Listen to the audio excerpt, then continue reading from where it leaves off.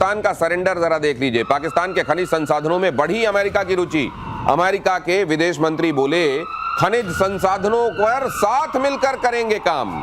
ये साथ मिलकर करेंगे काम का मतलब ये कि खोदेंगे, फावड़ा तसला लेके खोदते जाएंगे और ये ट्रंप को पकड़ाते जाएंगे। ट्रंप अपने यहाँ वो उलीच उलीच के डालते जाएंगे, चलो हाँ भाई नेक्स्ट, चलो लाओ जल्दी लाओ। ये साथ मिलकर काम करेंगे। अपने यहाँ अपने देश को लुटवाने के लिए इन्होंने एक तरीके से ट्रंप को आमंत्रित कर लिया है। अब वो खोदेंगे, तसला भरेंगे, रेयर अर्थ मेटल उसमें भरेंगे, कहेंगे डाल लीजिए भाई साहब आप। ये इस तरीके से अपने देश, पता नहीं है अगर ये कहते हैं कि इन्होंने किसी एक भावना से प्रेरित होकर ये देश बनाया है, तो ये है इनकी भावना अपने देश के लिए। भावना तो दिनेश खत्म हो चुकी हो, तो हम जानते ही हैं। हाँ। खास बात ये है, इसमें एक बहुत नुक्ता है, वो जो पाकिस्तान क्रिप्टो करेंसी काउंसिल है जिसमें $2 बिलियन आए हैं, 60% WLF का है। WLF मतलब ट्रंप के 2 बेटे और स्टीव विटकॉफ का 1 बेटा, और 60% 1.20 बिलियन तो ट्रंप ने अभी भी ले लिए, लेकिन मुनीर का भी हिस्सा उसमें है। लोग बताते हैं मुनीर का भी 10-12% उसके अंदर है, तो इसका मतलब 20-25 मिलियन डॉलर मुनीर के भी तो हो ये गए। सर पाकिस्तान की आवाम को समझा दीजिए ना। हाँ, ये सारी पाकिस्तान की आवाम को ये समझना चाहिए कि स्टीव विटकॉफ के साथ मिलकर, वो जो वहां पर मिडिल ईस्ट में सब जगह शांति दूत बने घूम रहे हैं, ये जो ट्रंप साहब है इनके साथ मिलकर मुनीर ने कर लिया है सौदा, देश का सौदा। ये वहां पर उन्होंने अपनी हिस्सेदारी डाल ली है। आप जो आवाम है पाकिस्तान की, जो आप सोच रहे हैं कि मुनीर आपके बड़े फील्ड मार्शल हैं, वो आपको बेचने में लगे हुए हैं। शहबाज शरीफ और बाकी सब इनके साथ सुर में सुर मिलाने में लगे हुए हैं। आपके हाथ में फिलहाल कटोरा है, अभी आने वाले दिनों में बगैर कटोरा के सिर्फ हाथ में आपको चीजें मांगनी पड़ेगी। ये बात आप ध्यान से सुन लीजिए। लेकिन फिलहाल इस बात को आगे बढ़ाता हूं। कमोडर बहल जी, वहां कई हिस्से हैं जो पहचान रहे हैं। खैबर पख्तूनवा पहचान रहा है, वो कह रहा है कि मुनीर देखो ये क्या कर रहे हैं, वर्दी पहने हुए कौन है, जानवर का नाम लिया जा रहा है। साथ में वहां ये दहशतगर्दी और वर्दी को तो पहले से जोड़ा जाता रहा। बलूचिस्तान ने स्पष्ट कर दिया कि हम इनको मुंह तोड़ जवाब देंगे। लेकिन पाकिस्तान का एक बड़ा धड़ा ये समझ क्यों नहीं पा रहा है कि ये बेचे दे रहे हैं पाकिस्तान को? बिल्कुल, और ये समझ तब तक आएगा नहीं इनको जब तक ये जितने भी रिसोर्सेस की आप बात कर रहे हैं ना, कि ये रेयर अर्थ मिनरल्स हैं, कोल गैस है, ऑयल है, वो कहां पे है तो बलूचिस्तान के अंदर में। हाँ। और वो 44% एरिया पाकिस्तान का है, जबकि उसमें बलूची सिर्फ 5-6% के करीब रहते हैं। लेकिन बलूचिस क्या उनको ये तेल निकालने देंगे? बलूचिस क्या इनको रेयर अर्थ मटेरियल निकालने देंगे? जैसे अफगानिस्तान के अंदर अमेरिका फंस गया था और 20 साल के बाद तालिबान को वापस हाथ में देके ही निकला था, उसी तरीके से वो फंस जाएगा बलूचिस्तान के अंदर अगर वो जाते हैं। पाकिस्तान की आवाम समझती है, ये नहीं कि पाकिस्तान की आवाम समझती नहीं। उनका जो पॉपुलर लीडर था वो तो इमरान है, उसको तो 2 साल से जेल में रखा हुआ। उसके लिए मूवमेंट भी स्टार्ट की तो 108 और कुछ कहते हैं 166 लीडर्स को अरेस्ट करके 10 साल की जेल भी दे दी उन्होंने। तो अब कहां पे है वो मूवमेंट जनरेट करने के लिए? और एक आखिरी चीज में आती है कि वहां पे एक्चुअली कोई डेमोक्रेसी तो है नहीं, पूरा का पूरा कठपुतलियों की तरह नचाते हैं मुनीर और उनके जनरल। तो कोई भी आदमी अगर बोलना चाहेगा वहां पे तो उसकी आवाज को दबा दिया जाएगा, उसको पकड़ के। तो आप ये सोचिए पाकिस्तान, सवाल को तो खैर बहुत पहले घोट दिया गया, गला ही घोट दिया गया। लेकिन आप ऐसा ना हो, पाकिस्तान में रहने वाले आप लोग जो हैं ये सुनिए कि आप किसी दिन सुबह सोकर उठें और आपके कहीं कीमत का टैग लगा हुआ हो, उसमें आपकी कीमत फिक्स कर दी गई हो और आपको बेच दिया गया हो अमेरिका को। यह बात ध्यान रखिएगा। और पाकिस्तान के नेताओं ने धमकी पर, भारत की किस तरीके से पाकिस्तान के नेताओं ने धमकी दी और भारत ने स्ट्राइक की, वो खबर देखिए। विदेश मंत्रालय ने कहा जुबान पर काबू रखे पाकिस्तान।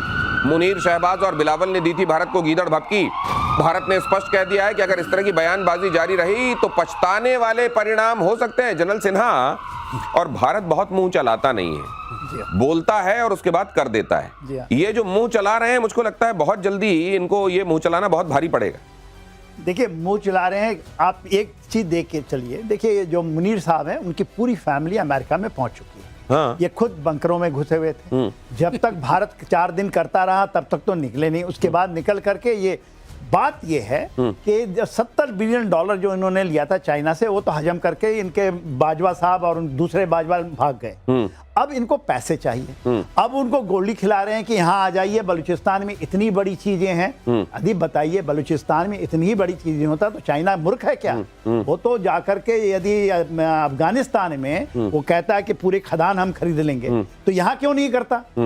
आज बात यह है कि मुनीर ने, जैसे इन्होंने बताया ना, क्रिप्टो करेंसी के ऊपर तो कुछ पैसे ले लिए। ये यहाँ के 25 करोड़ जनता को समझनी चाहिए और आपके माध्यम से आपको लोग सुनते हैं। यदि ये सुन रहे हैं, ये पूरे के पूरे उनके साथ गद्दारी कर रहे हैं। ये वहां के मोदी ने कह दिया आज कि हमारे जमीन की सिंचाई जो हमारी पानी हमारी करेगी, यदि हम दुश्मन के जमीन की सिंचाई कर रहे हैं तो हम अपने देशों के साथ, अपने किसानों के साथ गद्दारी कर रहे हैं। बिल्कुल। तो ये देखिए ना, कहाँ ना घर के रहेंगे ना घाट के रहेंगे। अगर आज आप वाकई पाकिस्तान को अपना देश मानते हैं, जो लोग पाकिस्तान में रहते हैं, तो दौड़ा दौड़ा कर मारिए मुनीर को, दौड़ा दौड़ा कर पीछा कर करके शहबाज को कॉलर पकड़ के पूछिए कि देश का सौदा क्यों कर रहे हो, हमारे देश के खनिज का सौदा क्यों कर रहे हो, वरना देर बहुत हो जाएगी। चीन ने पहले ही लूट लिया है, अब अमेरिका आ गया है, लुटते लुटते आप और कितने लूटने के लिए तैयार हैं। नॉर्थ कोरिया की अमेरिका को डायरेक्ट धमकी सुनिए जरा।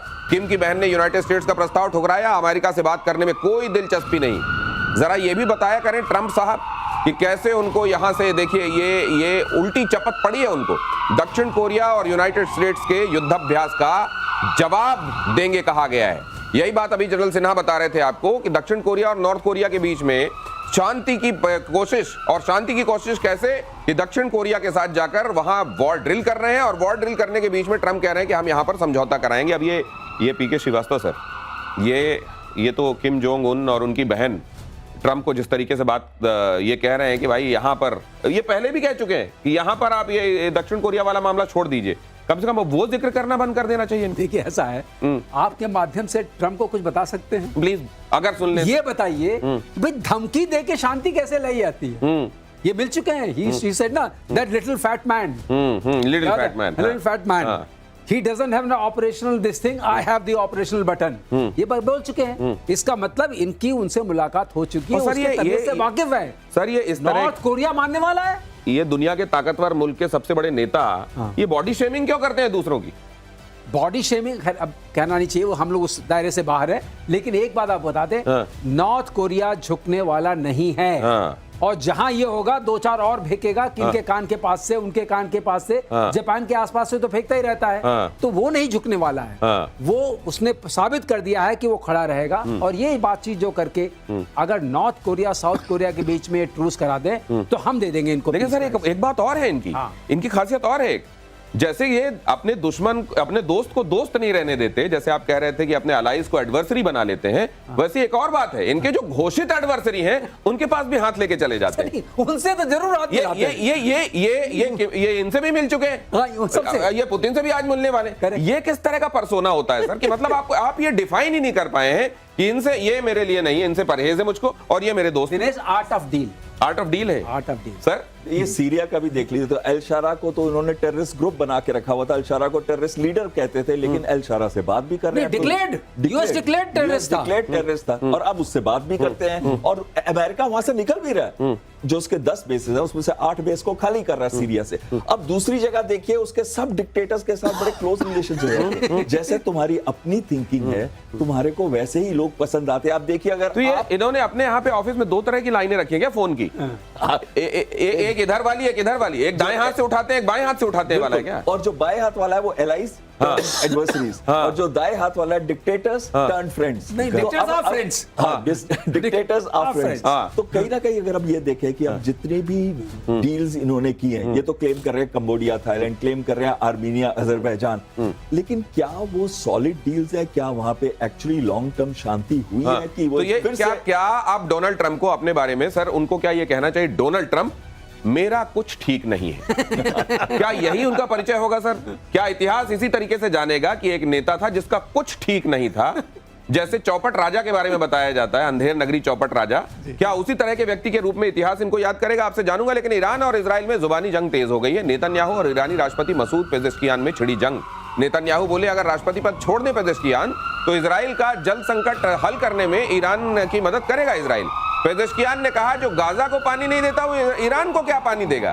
ईरान इन दिनों गंभीर जल संकट से गुजर रहा है। इसे लेकर पेजेश्कियान ने हाल ही में एक बैठक में कहा था कि हमारे पास ना जमीन के नीचे पानी है, ना बांधों में पानी है, तो बताइए हम करें तो क्या करें? अब ये जो बात है, अब देखिए मसूद पेजेश्कियान पहले एक बात कह चुके हैं कि जो टारगेट नंबर 1 है इजराइल का, वो खामेनेई नहीं है, वो मसूद पेजेश्कियान है। अब ये वाली बात कहने के बाद जैसे इजराइल की तरफ से ये बयान आया, एक बार फिर घूम जाएंगे, वो देख लो कौन है असली टारगेट।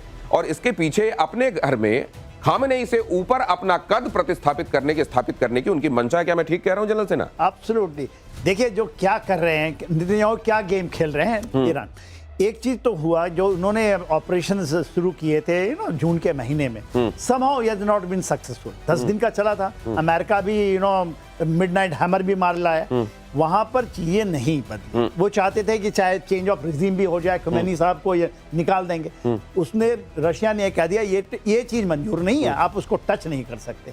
भले ही अल खुमैनी साहब ने अपना पूरा का पूरा भार IRGC के 3 लीडरों को दे रखा है कि आप इसको संचालित करें। अभी बात है पुजकियान साहब, ये एक नर्म नेता के रूप में उभरे थे, इनको मिला था, ये गर्म दल के नहीं है, ये नर्म, मगर इन्होंने अपनी पोजीशनिंग बदली है इस दौरान, क्योंकि कहीं ना कहीं नेशनलिज्म जागा है ईरान के अंदर।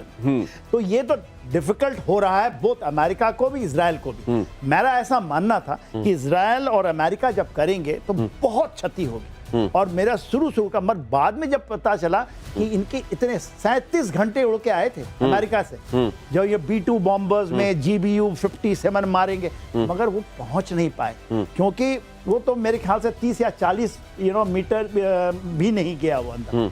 तो ये जो कह रहे थे कि हम बर्बाद कर देंगे, और 400 जो केजी है, मेरे ख्याल से ये रशिया पहुंच चुका है, जो इनरिच में उसकी एक बात चल रही है, वो रशिया में वो ले जाकर सेफ सुरक्षित कर दिया है, ऐसा खबर आ रहा है। अच्छा।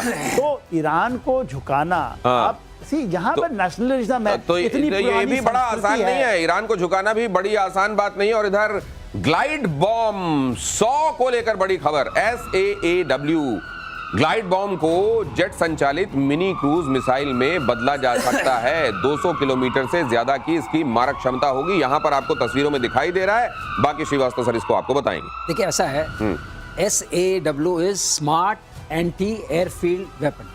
Smart anti airfield weapon, okay. तो ये नॉर्मली इसकी रेंज है, ग्लाइड जब करता है इसकी रेंज करीब 100 किलोमीटर के आसपास होती है। अच्छा, जब हम इसको छोड़, तो ये सर बॉम्ब ऐसा है जिसमें पंख लगा दिए जाते हैं बाद में, पंख लगा दिए अच्छा, जाते हैं, हाँ। और ये 100 किलोमीटर के आसपास की रेंज होती है, और एयरफील्ड को डिसेबल करने में बड़ा सक्षम है, अच्छा, गड्ढा बनाने में। अच्छा। लेकिन अब इसमें जो क्रूज इंजन लगा है, इसे क्रूज मिसाइल बन गई है, इसकी रेंज करीब 200 किलोमीटर हो गई। ओके, अच्छा, तो अच्छा, मारक क्षमता वही है, रेंज बढ़ गई है, एक्यूरेसी बढ़ गई है। वो नीचे गिरता जा रहा है सर, वो जब तक आप पीछे, ये देखिए, ये जा रहा है, ठीक है, हाँ, ठीक है। Okay, okay. तो ये बहुत इंपॉर्टेंट डेवलपमेंट है। ये इस तरीके से DRDO का ये अच्छा डेवलपमेंट माना जाएगा कि हमने टेक्नोलॉजी कन्वर्जेंस है, हमारे पास क्रूज इंजन भी है, हमारे पास ग्लाइड बॉम्ब भी है, उसको हमने एक साथ मिला करके एक और मोर इफेक्टिव वेपन तैयार कर, क्रूज इंजन और ग्लाइड बॉम्ब को मिलाया गया और एक ज्यादा प्रभावी हथियार बना लिया गया। और भारत को मिलने वाले हैं 114 राफेल जेट।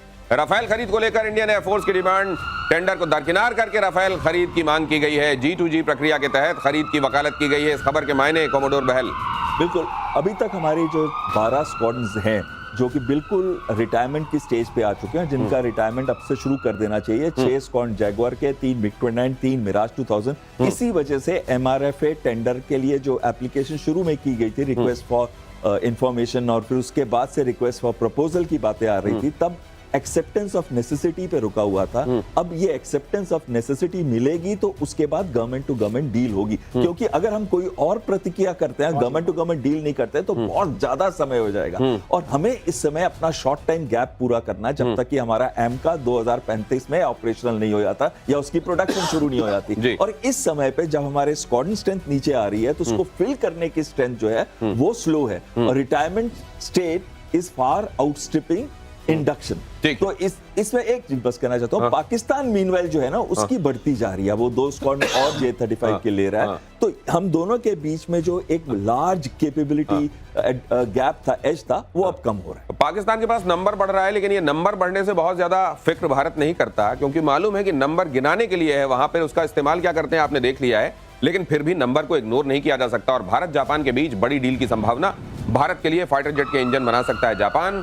फ्रांस, यूके से भी भारत की बातचीत चल रही है। DRDO ऑफर का मूल्यांकन करेगा, रक्षा मंत्रालय लेगा आखिरी फैसला। लेकिन क्या यहां पर भी जनरल सिन्हा वो वाला चक्कर तो नहीं रहेगा, वो टेक्नोलॉजी के संदर्भ में कोई एक मास्टर की अपने पास रख लेने वाला? जो जापान के साथ बातचीत हो रही है वो ग्लोबल एक इंजन डेवलप हो रही है, जिसमें यूके भी है जी, मेरे ख्याल जापान है, यूके है, इटली है, उसके साथ भारत ज्वाइन करना चाहता है। जापान का ये कहना है कि ये जो इंजन डेवलप हो रही है, यदि भारत इसको ज्वाइन, और प्रधानमंत्री शायद जा रहे हैं चाइना जाने से पहले जो जा रहे हैं 31 तारीख को इस महीने के और 1 तारीख को, उसके पहले वो जापान जा रहे हैं, ठीक। तो इसमें भी बातचीत होगी। ओके, और अब ये तो आज प्रधानमंत्री ने कह दिया है ऐड कर दूं दिनेश, हाँ।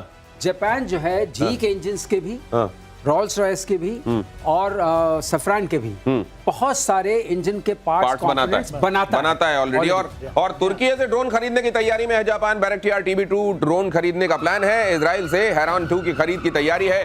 ड्रोन खरीद के लिए जापान ने बढ़ाया है अपना रक्षा बजट। ये खुद क्यों नहीं डेवलप कर रहा है, खरीद क्यों रहा है इनसे जापान खरीद रहा है बैरक्टियार TB2। I miss the okay. तो ये मुझे लगता है कि सस्ता है और इनको क्विकली चाहिए और इनके कोस्टल एरियाज के लिए ठीक है। अच्छा। लेकिन ये सवाल जो आपने पूछा आई थिंक अच्छा सवाल है, क्यों खरीद रहा है उससे तुर्की से?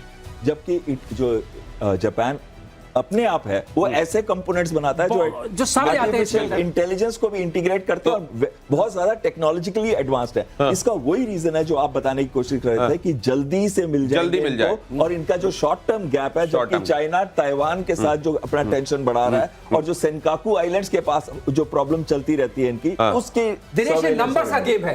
ये नंबर्स गेम है, क्विकली नंबर्स आ जाए, जैसे हम G2G ले रहे हैं। चलिए, बहुत धन्यवाद आपका। आज खास तौर से इस मौके पर यह प्रतिशोध तो और भी खास है क्योंकि आज का दिन खास है और आप लोग पधारे, इसलिए ये हमेशा खास बन जाता है। जय हिंद। जय हिंद। जय हिंद।